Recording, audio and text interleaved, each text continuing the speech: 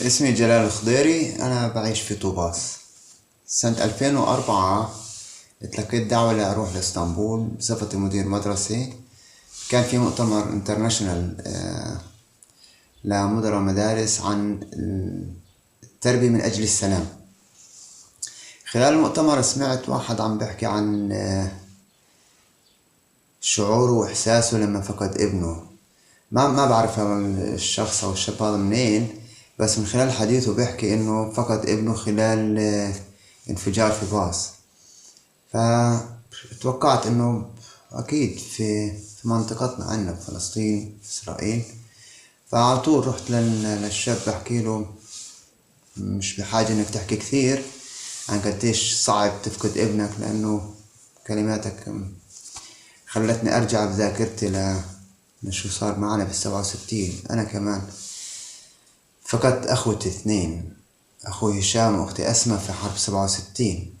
أنا كمان تصاوبت، أمي تصاوبت، أختي سلوى كمان فقدت رجلها وأصابعها وكثير من الشظايا في جسمها. يعني كان مجزرة في حدثت معنا في خلال 67 في منطقة نهر الأردن عند قرية اسمها العدسية.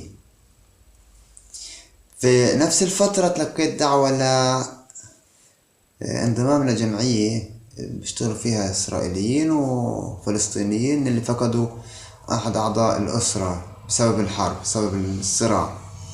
فما بعرف، ما أعطيت جواب سريع.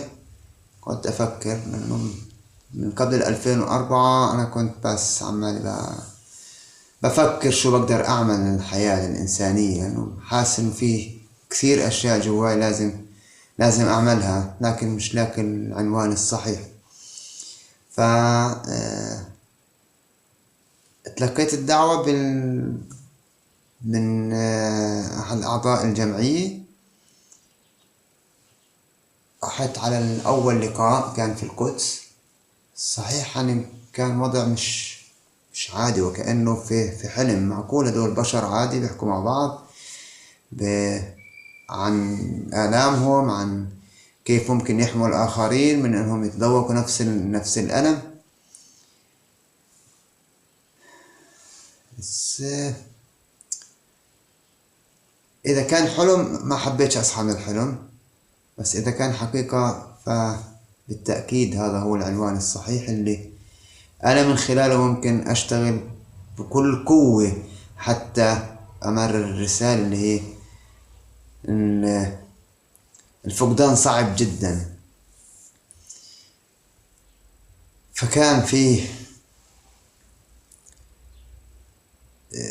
وكأنه تنوير عند الناس اللي بتحكي عن آلامهم.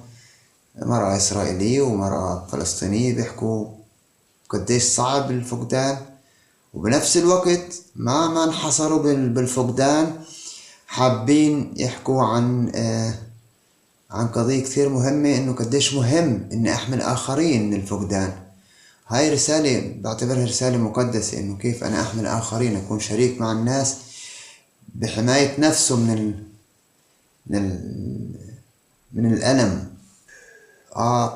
بعتقد إنه وجدت العنوان الصح، رغم إنه ما كثير انخرطت بالناس هاي.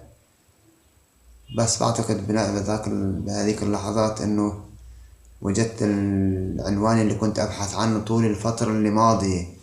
كيف أنا أشتغل بكرة، كيف أنا أمشي بهالحياة بأمان وأحس إني بعمل للإنسانية إشي إيجابي.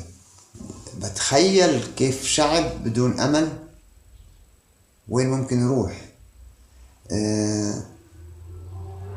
بدون هدف واضح وين ممكن يروح. فالأمل جدا جدا مهم إنه يكون موجود باستمرار رغم كل المعاناة اللي بنعانيها، سواء كنا فلسطينية أو إسرائيلية، بغض النظر إيش. وأنا بحب أمرر كلمة: فكر قبل ما تقتل.